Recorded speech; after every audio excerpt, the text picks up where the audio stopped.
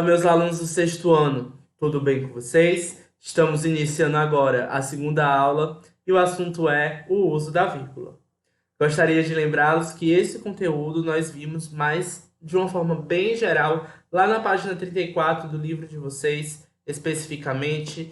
A gente viu alguns usos da vírgula e agora a gente vai partir para o nosso foco, que será o uso da vírgula em relação ao aposto e ao vocativo. Beleza?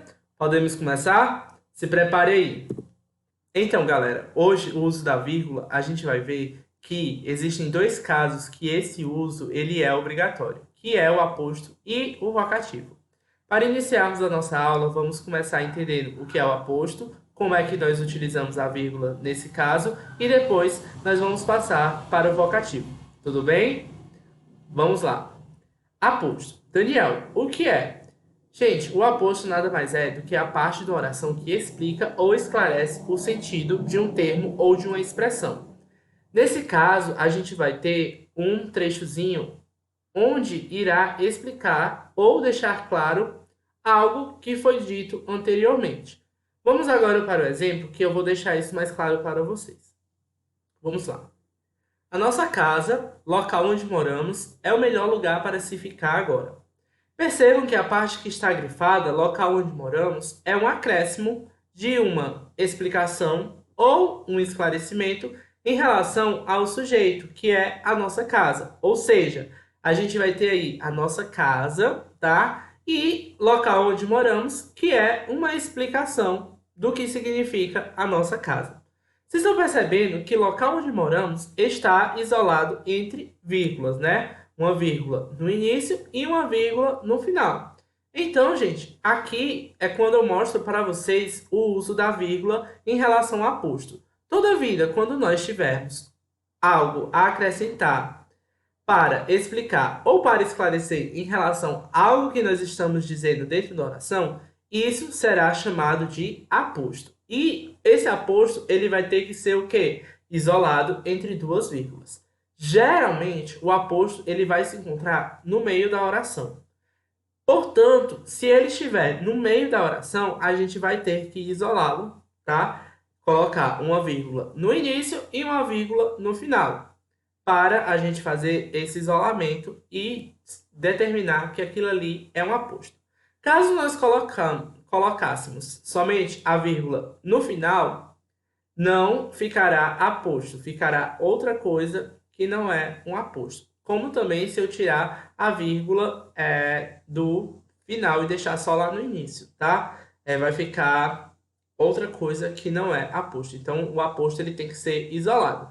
Daniel, em casos que o aposto vem no final da frase, bota a vírgula antes do aposto. E se o aposto vier antes, tá certo? No início da frase, coloca a vírgula depois do aposto. Então, por exemplo, local onde moramos, vírgula, a nossa casa é o melhor lugar para se ficar agora. Então, perceba que depois do local onde moramos, vírgula, e eu continuo a oração. Ou, se ficasse assim, aqui nesse exemplo não dá para colocá-lo no final, mas caso fosse no final, a vírgula vem antes do aposto e se encerra com o ponto final. Beleza? Relembrando que se for no meio, bota duas vírgulas, uma no início e uma no final. Outro exemplo aqui, ó. O coronavírus, o SARS-CoV-2, gera a doença COVID-19. Vocês estão percebendo o que é que está isolado aí? SARS-CoV-2, que é o quê? Uma explicação do que é coronavírus, tá? Que é o nome científico que foi dado ao vírus. Ou seja, a gente vai ter aí essa explicação. Portanto, a explicação ela é relacionada com o sujeito, o coronavírus. Portanto, ela deve vir o quê? Isoladinha entre vírgulas. Se fosse SARS-CoV-2, vírgula, o coronavírus gera a doença COVID-19. Ou seja, a gente ia ter que colocar depois do meu aposto. Beleza, gente? Então, vamos lá. Passando, a gente vai ter o outro uso obrigatório da vírgula, que no caso é o vocativo. Gente, o vocativo é a coisa mais fácil que se tem. Por quê?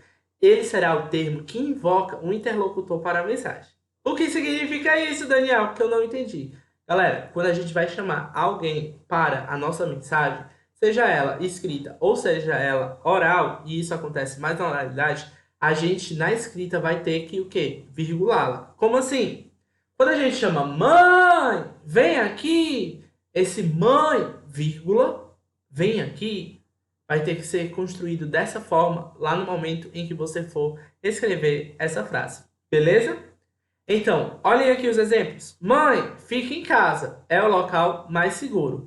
Percebam que mãe, ó, eu tô chamando, ó, mãe, fique em casa. Ou seja, eu tô invocando esse meu interlocutor para dentro da minha mensagem. Portanto, esse mãe, vírgula, fique em casa. E essa vírgula aí vai indicar que mãe é um vocativo. Como também, ó, não saia de casa, pai. Ou seja, não é que a gente vai dizer não saia de casa, pai, sem a vírgula. A gente tem que colocar a vírgula ali porque é um vocativo. A gente está chamando esse meu interlocutor, que no caso aqui é o pai, para dentro da minha mensagem.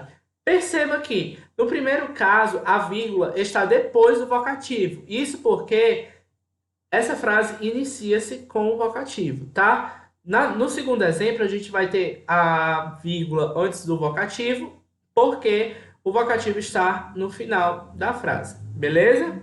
Galera, como também a gente muitas vezes coloca no WhatsApp ou em outros locais, obrigado, fulano, tá certo? Esse obrigado, vírgula, fulano. Por quê? Fulano é o vocativo, tá? Eu vou estar chamando essa minha pessoa para dentro da mensagem. Por exemplo, diz assim, muito obrigado, Daniel. Aí muita gente, eu vejo muito que coloca sem a vírgula. Mas não, deve-se colocar a vírgula aí. Muito obrigado, vírgula, Daniel. Ponto final. Como também no outro caso que a gente tem aqui. Ei, fique tranquilo, tudo isso vai passar. Esse ei a gente está chamando alguém, tá? Portanto, ele vai ser vocativo. Ei, fique tranquilo, tudo isso vai passar. Beleza, gente?